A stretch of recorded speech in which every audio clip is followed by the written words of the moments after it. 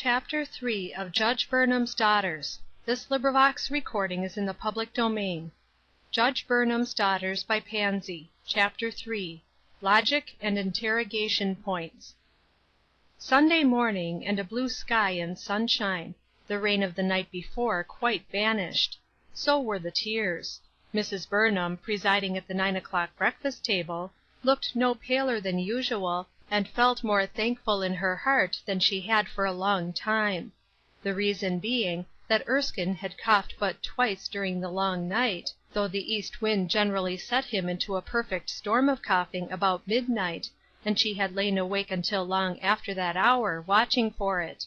The boy was radiant also this morning, dressed for church in a deep blue velvet kilt suit, with a white collar, and a knot of white velvet ribbon at his throat. The young ladies admitted, when alone, that "Mamma showed exquisite taste in dressing Erskine." The boy was happy over much the same thought that rested his mother's heart. He had slipped his plump little hand lovingly into hers, on the way downstairs, and questioned, "Did I cough, Mamma?" "Only 2 little coughs, my darling, and those were less hoarse than during the day." Then a gleeful little laugh rang out. "Goody! I knew I shouldn't. I felt just as sure." "Why, darling?" "Because that is a secret," and he reached up in tiptoe and whispered in her ear, "I asked Jesus not to let me cough last night, and worry you, and he said he wouldn't, and then, of course, I knew he wouldn't." And then the boy was kissed, long, clinging kisses, which had in them an element of pain. Would he grow up to be a comfort and an inspiration to her spiritually? Was this lonely mother to have help some day? The young ladies were in elegant morning costumes, made in a style which Ruth particularly disliked. Still she admitted that they looked well in them; that is, as well as persons could look in fashions so devoid of grace as she thought these to be. "Papa," said Miss Seraph, as she helped herself to another muffin, "suppose we go to town to church to-day?" "To town? What is the attraction there?" "Nothing very special, only Patty Hamlin sings at St. Paul's this morning, for the first time this season, and I would rather like to hear her." "I would rather like to see her," declared Miss Minta, with a little laugh. "I am never so very particular about hearing her, but if reports are correct, her costume will be something remarkable to-day. Her cousin Harold says it is stunning." Judge Burnham slightly frowned. "Does young Hamlin frequently indulge in that style of language when conversing with ladies, daughter?" "What style? Stunning? Why, dear me, that is a very common word." "So I think; too common to be agreeable." "Oh, papa dear, don't you go to being what is the masculine for prude, I wonder? Seraph and I will be undone if you desert us, and get to be over nice." There was a strong emphasis on the pronoun that referred to him. It marked, even in Judge Burnham's mind, the thought that his daughter wished to emphasize the fact that she considered her stepmother a prude. He felt that she ought to be frowned on for such an insinuation; but she looked so pretty, and her eyes were full of such a winning light, and her voice was so tender over the words "Papa dear," that he merely laughed. After all, she was young, and Ruth was very dignified, always had been. He admired it in her, he would not have her otherwise; but, of course, she should be able to make allowances for girls, and they meant no disrespect. Those were not the tones in which disrespect were offered. Nevertheless, he smoothed his face into gravity again, and said, "I confess I do not like slang, especially when addressed to a lady.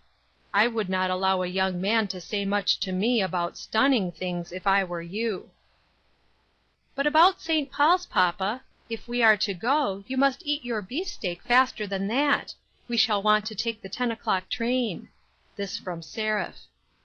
"Why, I have no objection, since you young ladies are both of the same mind." His eyes happened to look into Erskine's as he spoke, and he noted the sudden, wistful flash in them. The boy was very fond of the cars, and of the city, and, indeed, of going anywhere with his father. "Do you want to go to town with us, Monkey?"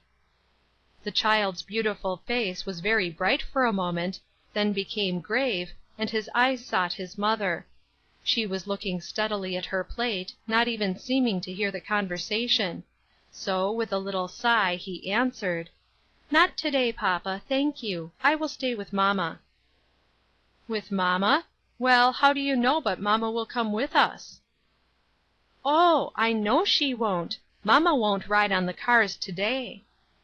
There was marked emphasis on the word "to-day." A chorus of laughter greeted him, and the little boy's sensitive face flushed.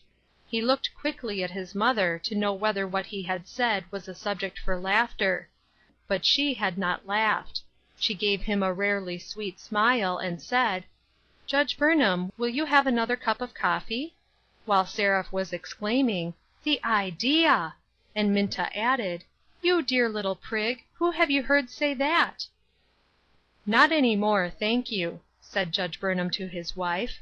Then, "My boy, what is there wrong about going on the cars to get to church? We can not walk there, you know."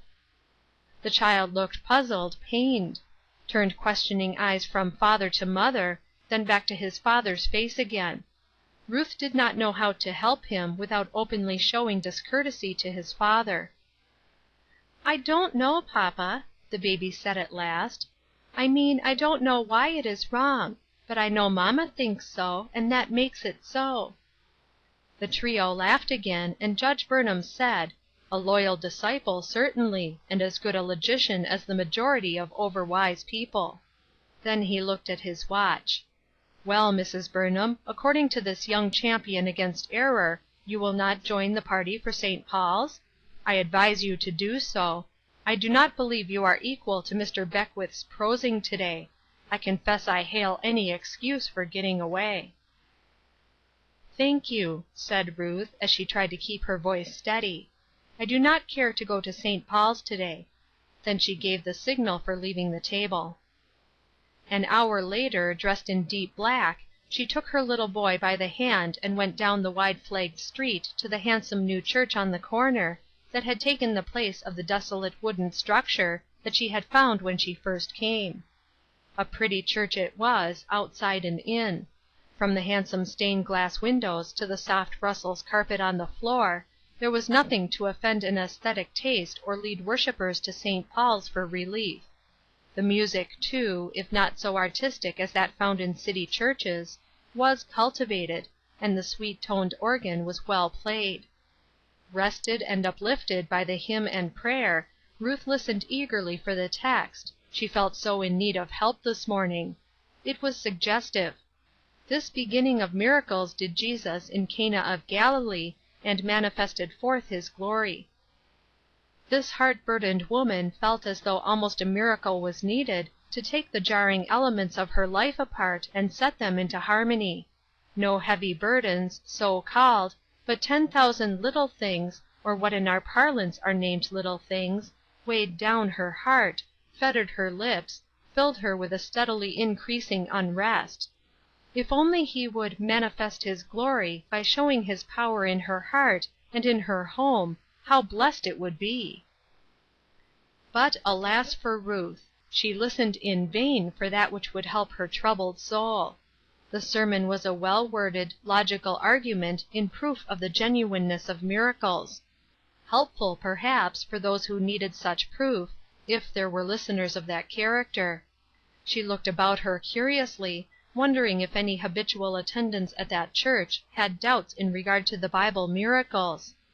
The only one who possibly was skeptical in this direction, as in many others, was at this moment listening to the elaborate music in St. Paul's, and Ruth decided that if he were by her side the sermon would not have helped him, for the simple reason that he had not enough interest in the question to care to be helped.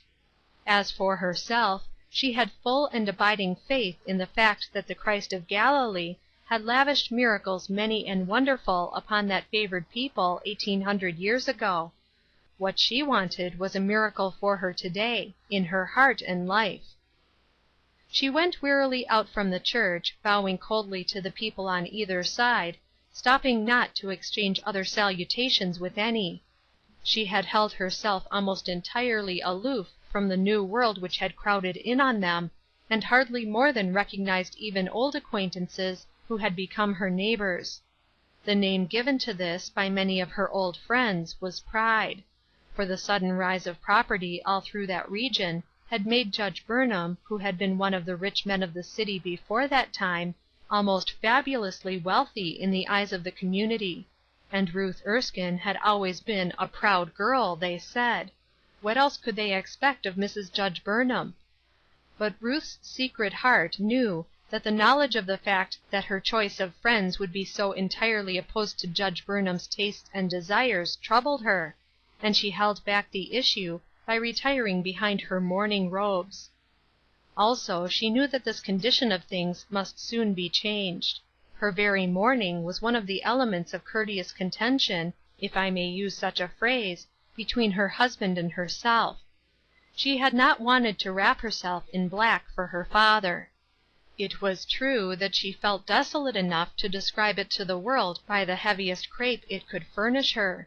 But, lingering over the deathbed scene, remembering the lighting up of her father's face as earth receded from him and heaven appeared, remembering the smile of unearthly radiance with which he finally entered in, it had not seemed fitting that she, a Christian, looking forward to the same entrance one day, should array herself in gloom and mourn as those who had no bright side to their sorrow. "If it were wise or kind to make such distinctions," she had said to her sister Susan, "I could wish that society would arrange that those whose friends have gone, without a gleam of light, into an unknown future, should wear the crape and bombazine, and let us, who saw the reflection of the glory, signalize it by wearing dazzling white." But Judge Burnham was emphatically of another mind. He not only approved of the custom of wearing mourning, but he believed that it was a mark of disrespect to the dead not to do so. And for his wife to appear in any other than the deepest crape for her father would, he argued, be translated by his acquaintances into a story that there was some hardness between her father and her husband in their business relations, and in this way she would actually, if she persisted in her strange ideas, bring disrespect upon the living husband as well as the dead father. So Ruth did not persist. She let her mourning be of the deepest, gloomiest sort; and, truth to tell, was glad to hide her swollen eyes and quivering lips behind the heavy crape veil. But as the months passed it was made apparent that no more emphatic had been Judge Burnham's desire to have the mourning worn than it was to have it laid aside at the earliest possible moment. 1 year, he argued, was as long as they ever wore mourning for a parent; and poor Ruth, who had always hated to do things for no other reason than because they did them, found herself shrinking from this change with a pertinacity which sometimes half frightened her. She could have summoned her Christian faith to the ordeal of facing the customs of society, and worn no mourning at all. That would have been a tribute to the fact that her father had gone where they did not mourn. But to elect a certain day and hour in which to appear before the watching world and say, by one's style of dress, "Now my days of mourning are over, my father has been remembered long enough, I am ready for the gay world once more," from this she shrank so persistently, and dwelt on the disagreeable side of it so much, that she was growing morbid over it. This was the way matters stood on this Sabbath day, now nearly 2 years since her father had exchanged worlds; and Ruth, knowing that she must, sooner or later, yield, still hugged her mourning robes, and shielded herself with them from the society which she despised. Erskine danced merrily by her side, glad that the restraints of the church service were over, and he could have his mamma quite to himself. He and Ruth ate their luncheon alone. The party from the city could hardly arrive before the 3:00 train, and would probably lunch in some fashionable downtown resort. Despite the mother's earnest effort to put self in the background, and make Sabbath a delight to her little boy, she but half succeeded. The afternoon wore away somewhat heavily to the restless child, and he broke into the midst of Ruth's Bible story with this irrelevant question: "Mamma, what makes it wicked to ride in the steam cars on Sunday?" Ruth winced. She had no desire to enter into minute explanations with this wise-eyed child. Still he must be answered. "My darling, don't you remember Mama told you how the poor men who have to make the cars go cannot have any Sunday, any time to go to church and read the Bible and learn about God and heaven?" "I know, Mama, but the cars go all the same, and the men have to work, and so why can't we ride on them? They wouldn't have to work any harder because we went along." The old questions, always confronting those who try to step ever so gently on higher ground than that occupied by the masses. The specious argument which is in the mouths of rumsellers and wine-bibbers and grown-up Sabbath-breakers all the world over. Surely not so astute a question, after all, since this baby presents it evolved from his own baby mind. Ruth could not help smiling faintly as she answered, "That is true, my boy, but if we kept on taking the Sunday rides because others did, and because the train would go anyway, whether we went or not, how many people do you suppose we would by our actions set to thinking that perhaps it was wrong? And how long do you suppose it would be before the thinking which we set in motion would help to change the customs of Sunday trains?" Deep questions, these, for a boy who had barely reached the dignity of 5 years. But he had grown up thus far at his mother's knee, and was accustomed to the grave discussion of all sorts of questions. The look in his eyes at that moment showed that he comprehended, at least in a measure, Ruth's meaning. He changed the line of argument. "Papa rides on them." Ruth could hardly suppress a visible shiver. Here was the sore spot in her life thrusting its sharp point into her very soul, making it at times seem almost impossible for her to be loyal to her husband and true to her child. How was a wife to answer such a sentence as that? "People think differently about these things, Erskine. You know Mama told you we have to think about them, and pray about them, and decide what we shall do, not what somebody else shall do." "Did Papa pray about this and decide?" "Won't Mama's little boy leave Papa and everybody else out of the question just now, except his own little conscience, and tell me what he thinks is right?" "Well, Mama, tell me this. When I get to be a man, will I think as you do or as Papa does, do you suppose?" He never will understand, perhaps, this innocent boy, how his questions probed the mother's heart. "God only knows," she could not help murmuring, and arose quickly with a pretense of rearranging the fire, but in reality to hide the starting tears. "I mean, Mama," he hastened to explain in a half apologetic tone, dimly aware that he had in some way grieved his mother, "I only mean I will be a man, you know, and do gentlemen think things are right that sometimes ladies think are wrong?" "Erskine," Mrs. Burnham said, resuming her seat and taking both the chubby hands into her own, "tell me this. Did God write one Bible for gentlemen and another for ladies?" "Why, no, Mama." "Then let me find a verse in his Bible about this, for us to read." The place was found, and the low, sweet voice of the child repeated after his mother the earnest words, "If thou turn away thy foot from the Sabbath, from doing thy pleasure on my holy day, and call the Sabbath a delight, the holy of the Lord, honorable, and shalt honor him, not doing thine own ways, or finding thine own pleasure, nor speaking thine own words, then shalt thou delight thyself in the Lord, and I will cause thee to ride upon the high places of the earth, and feed thee with the heritage of Jacob thy father, for the mouth of the Lord hath spoken it." The reading closed with a long-drawn, thoughtful sigh on the child's part, but the young logician kept his deductions to himself, for at that moment the party from the city heralded their return with the sound of merry laughter. Chapter 4.